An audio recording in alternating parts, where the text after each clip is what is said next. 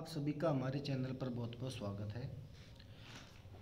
आज हम बात कर रहे हैं चैप्टर नंबर 9 के अति लघुत्रात्मक क्वेश्चंस के बारे में।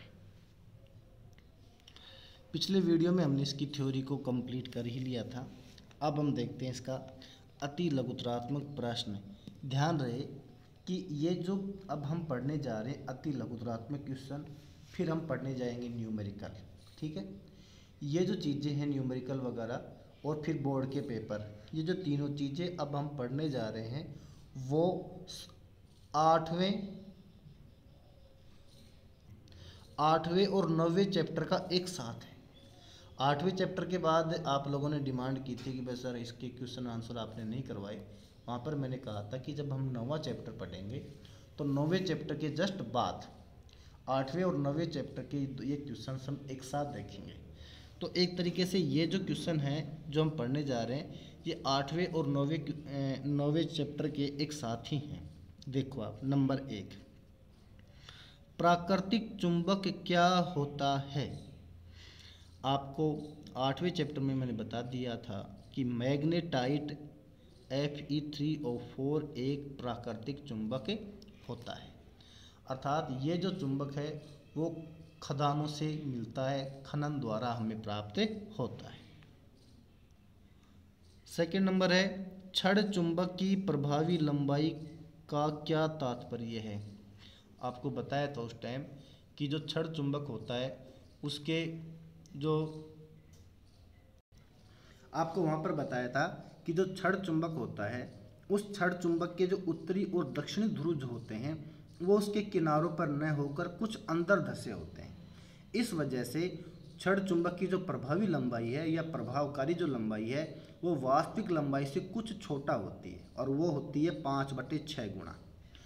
तो छड़ चुंबक का जो उत्तरी और दक्षिणी ध्रुव के मध्य की जो सीधी दूरी है, ये सीधी लंबाई है, उसे क्या कहते हैं, उसकी प्रभावी लंबाई कहते हैं। और यह वास्तविक लंबाई का 5/6 गुना होती है। देखो आप, छड़ चुंबक के उत्तरी ध्रुव तथा दक्षिणी ध्रुव के मध्य की लंबाई को उसकी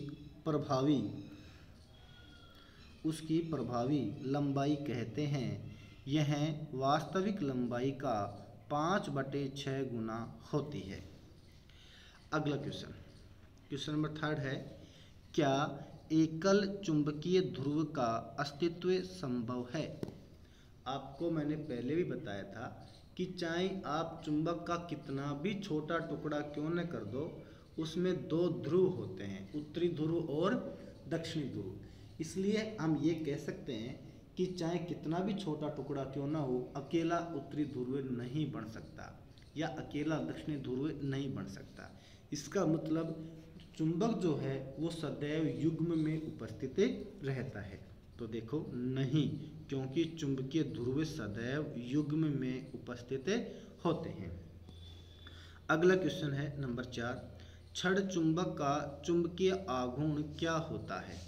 देखो आप, चुंबकीय आघूर्ण क्या होता है छड़ चुंबक का, इसकी डेफिनेशन वहाँ आ गई थी और वो था M = M × 2L।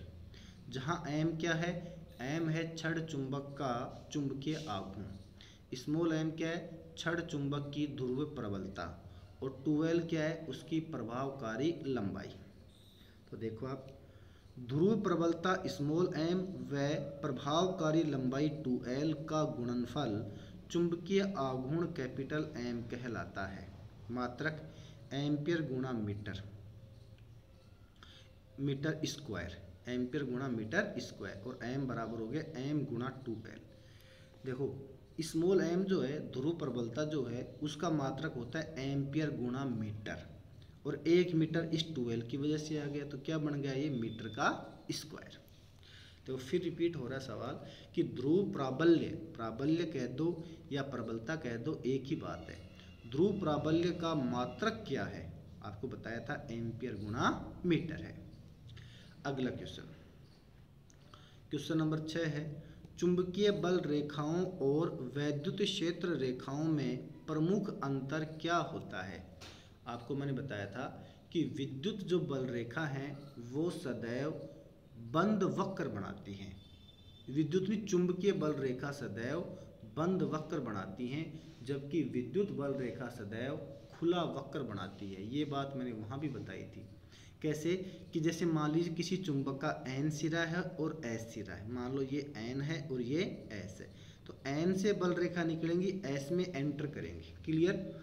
फिर चुंबक के अंदर वो S से N में जाती हैं, फिर N से निकलकर S पे पहुंचती हैं, फिर S से N में जाती है, फिर यूँ चलती है। तो इस प्रकार से ये एक बंद वक्र बनता है, जबकि जो विद्युत बल रेखा है उसमें ऐसा सिस्टम नहीं होता है, इसलिए इसको बंद वक्र बताया गया है और विद्युत बल रेखा वाले को खुला वक्र बताया है। तो चुंबकीय बल रेखाएं सदैव बंद वक्र बनाती हैं, जबकि विद्युत बल रेखाएं खुला वक्र बनाती हैं। अगला क्वेश्चन, छड़ चुंबक को चुंबकीय क्षेत्र में रखने पर उस पर कितना नेट बल आघूर्ण लगता है? कितना नेट?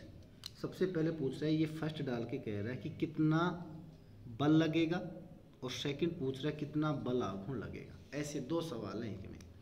मान लो कोई छड़ चुंबक है, उसको हम चुंबकीय क्षेत्र में रख देंगे, तो उस पर आपको वहाँ बताया था थ्योरी में भी, जैसे मान लो ये छड़ चुंबक है, तो इस पर जितना बल इधर लगता है उतना ही बल इस पर इधर लगता है। तो एम बल तो वहाँ लगातार एम बल ही यहाँ लगाता, तो कुल बल क्या हो गया था वहाँ पर? 0। इसलिए फर्स्ट का उत्तर तो है बल F बराबर 0। सेकंड था कि बल आघूर्ण का फॉर्मूला था वहाँ पे, वो था टो बराबर mb साइन थीटा। तो बल आघूर्ण तो लगेगा टो बराबर mb साइन थीटा और बल लगेगा 0। विषुवत रेखा पर, विषुवत रेखा में षटकोण वाला से आता है, विषुवत रेखा पर पृथ्वी के चुंबकीय क्षेत्र की दिशा क्या होगी? आपको मैंने बताया था कि विषुवत रेखा या भूमध्य रेखा पर जाते हैं तो जो चुंबकीय सुई है वो धरती के बिल्कुल समांतर रहती है, पैरेलल रहती है, अर्थात उस पोजीशन में जो चुंबकीय क्षेत्र रहता है वो धरती के समांतर रहता है। तो ये लिखते हैं यहाँ पर पृथ्वी तल के समांतर। पृथ्वी की सतह पर नति कोण का मान शून्य कहाँ होता है? नति कोण का जो मान है वो शून्य विषुवत रेखा पर ही होता है। आपको बताया था कि विषुवत रेखा पर जाने पर ये समांतर हो जाती है और नति या नमन का कोण क्या होता है? वहाँ पर 0 डिग्री होता है। एक सवाल और बन सकता है कि नति या नमन का कोण 90 डिग्री कहाँ पर होता है? तो उसके लिए आपको बताया था ध्रुवों पर नति का कोण 90 डिग्री होता है, क्योंकि वहाँ जाने पर चुंबकीय सुई ऊर्ध्वाधर खड़ी हो जाती है। अगला क्वेश्चन देखिए, स्वतंत्रता पूर्वक लटकी हुई चुंबकीय सुई की ध्रुवों पर साम्यावस्था क्या होगी? देखो बात, जब हम ध्रुव पर जाते हैं तो जब हम ध्रुव पर जाते हैं और वहाँ पर स्वतंत्रता पूर्वक चुंबकीय सुई को लटका देते हैं, तो ध्रुवों पर जाने पर मैंने आपको बताया था कि चुंबकीय सुई ऊर्ध्वाधर हो जाती है पृथ्वी तल से, यूं ऊर्ध्वाधर हो जाती है, तो इसके लिए कहती है पृथ्वी तल के लंबवत। तो विषुवत रेखा पर तो होती है पृथ्वी तल के समांतर और ध्रुवों पर होती है पृथ्वी तल के लंबवत। अगला क्वेश्चन, वायु या निर्वात की पारगम्यता कितनी होती है? आपको पढ़ा रखा है कि μ0 बराबर 4 पाई गुणा 10⁻⁷ हेनरी प्रति मीटर। किन पदार्थों की चुंबकीय प्रवृत्ति ऋणात्मक होती है? आपको बताया था कि वो पदार्थ जो चुंबकीय क्षेत्र से प्रतिकर्षित होते हैं उसकी चुंबकीय प्रवृत्ति ऋणात्मक होती है, और प्रतिकर्षित होते हैं प्रतिचुंबकीय पदार्थ, और आकर्षित होते हैं अनुचुंबकीय और लोह चुंबकीय पदार्थ। तो किन पदार्थों की चुंबकीय प्रवृत्ति ऋणात्मक होती है? उत्तर आएगा प्रतिचुंबकीय पदार्थों की। अगला क्वेश्चन, ट्रांसफार्मर क्रोड बनाने में किस पदार्थ का उपयोग किया जाता है? उत्तर आएगा कच्चे लोहे का। क्लियर। स्थायी चुंबक किस पदार्थ का बना होता है? उत्तर आएगा स्टील का। बिल्कुल सिंपल क्वेश्चन थे जो आप जानते हो। अगला क्वेश्चन, चुंबकीय बल रेखा एक दूसरे को नहीं काटती हैं क्यों? आपको पहले बताया था ऐसा कि जब एक दूसरे को बल रेखा काट देंगी तो एक बिंदु पर चुंबकीय क्षेत्र की 2 दिशा हो जाएंगी, जो असंभव है। तो देखो, क्योंकि जब ये रेखाएं एक दूसरे को काटती हैं तो एक ही बिंदु पर चुंबकीय क्षेत्र की 2 दिशाएं हो जाती हैं, जो क्या है? असंभव है।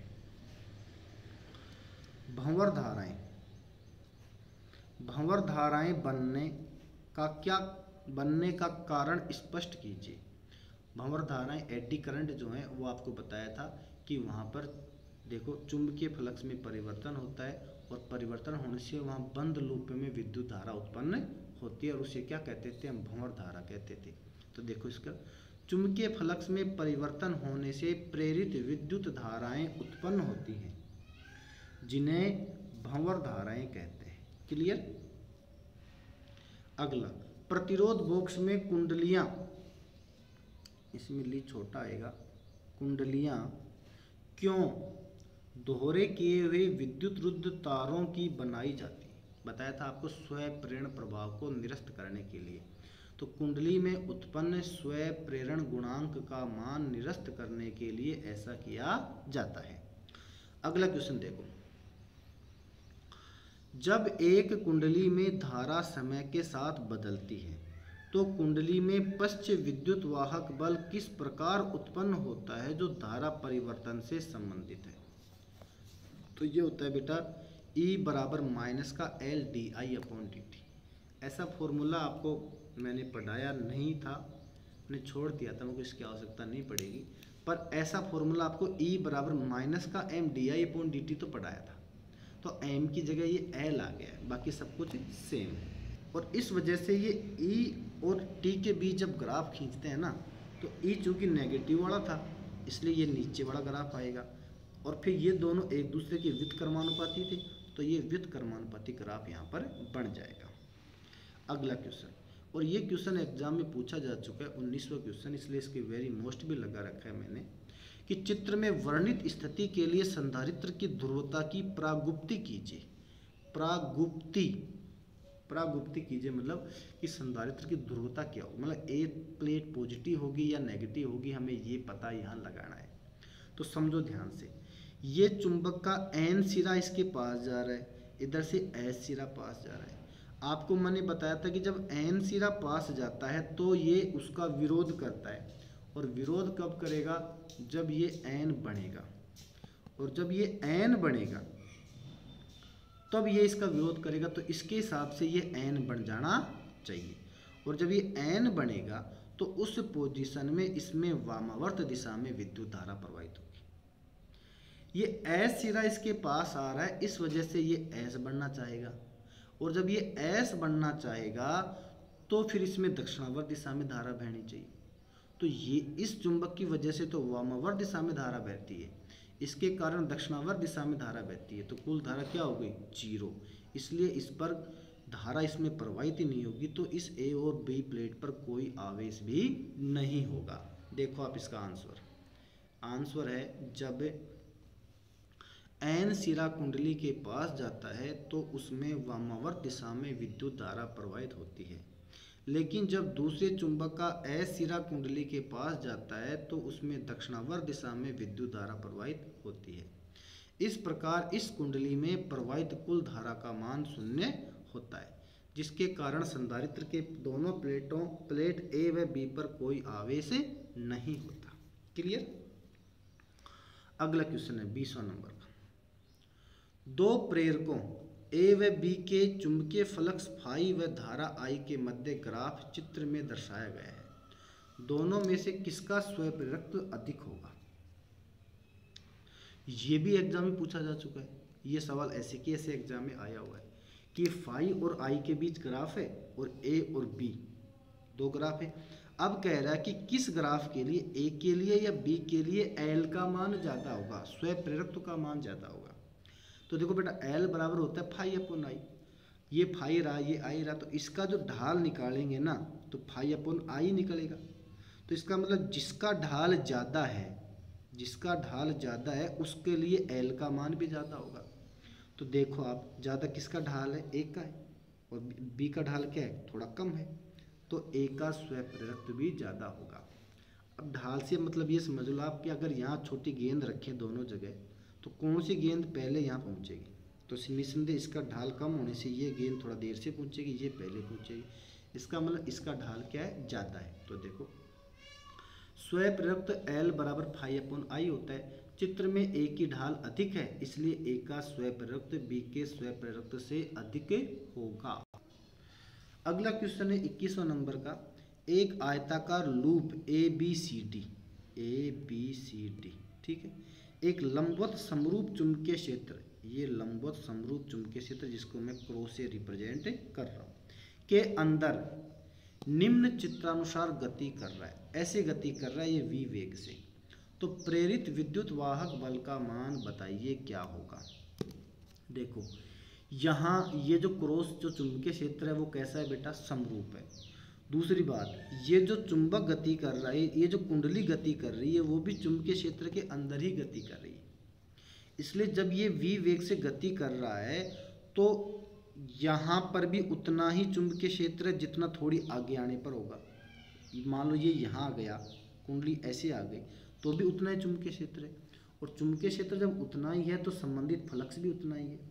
तो इसके गति करने से इस कुंडली से गुजरने वाले फ्लक्स में कोई चेंज नहीं होगा, और फ्लक्स में जब कोई चेंज नहीं होगा उस पोजीशन में इसमें कोई विद्युत वाहक बल भी उत्पन्न नहीं होगा। देखो लूप ABCD नियत वेग से एक समान चुंबकीय क्षेत्र में गति कर रहा है, इसलिए इस लूप में उत्पन्न प्रेरित विद्युत वाहक बल क्या होगा, शून्य होगा।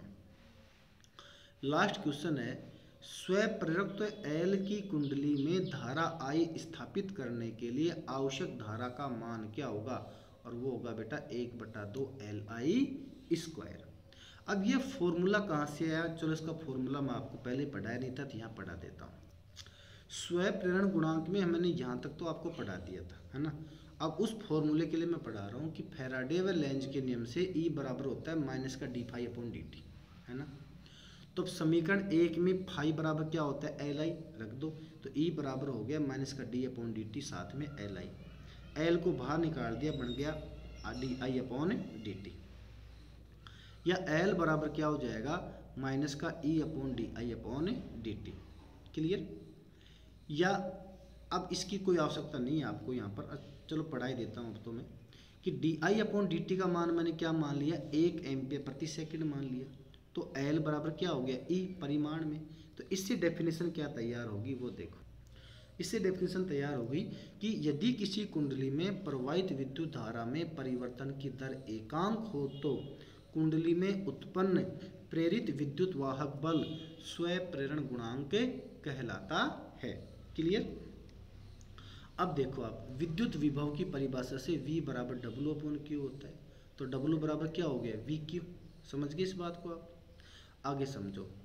अब W बराबर V की जगह मैं E भी लिख सकता हूँ, आपको बताया था कि विभव और यहाँ विद्युत वाहक बल एक जैसे होते हैं, तो V की जगह मैंने E लिखा, और Q बराबर क्या होता है, IT, तो यहाँ लिख दिया IDT। ठीक है, तो यहाँ हो गया, चूंकि E बराबर LDI/dt होता है थोड़ी देर पहले पढ़ा था, तो इस W को भी मैं DW लिख दूँ यहाँ पर, अब ये DW, तो ये बन गया अब DW बराबर इस E की जगह लिख दिया LDI/dt, I का I लिख दिया, dt का dt लिख दिया, dt से dt कट गया और ये हो गया LIDI, DW बराबर हो गया LIDI। समाकलन करें इसका हम, तो इसका देखो DW का तो होता है W, और I का समाकलन होता है, चलो मैं यहाँ लिख के देता हूँ, इसने लिखा नहीं, तो DW का समाकलन बराबर LIDI, इसमें L को बाहर निकाल लो और क्या जाएगा IDI। I का समाकलन होता है I²/2, तो ये हो गया W बराबर LI²/2, या W बराबर हो गया 1/2 LI², किया गया कार्य आ गया। क्लियर। और इससे L बराबर 2W/I² भी हमें लिख सकते हैं। तो कुल मिला के बात ये कि 1/2 LI² कहाँ से आया वो हमने देख लिया है। क्लियर। इस प्रकार इस चैप्टर नंबर 8 और 9 के जो शॉर्ट आंसर क्वेश्चन है वो हमने इस वीडियो में कंप्लीट कर लिए हैं। डिस्क्रिप्शन में इसका PDF आपको मिल जाएगा, वहाँ से आप PDF को डाउनलोड करके अपने नोट्स को कंप्लीट कर सकते हैं। किसी प्रकार का कोई डाउट हो तो कमेंट सेक्शन में जाकर आप मुझसे पूछ सकते हैं। धन्यवाद।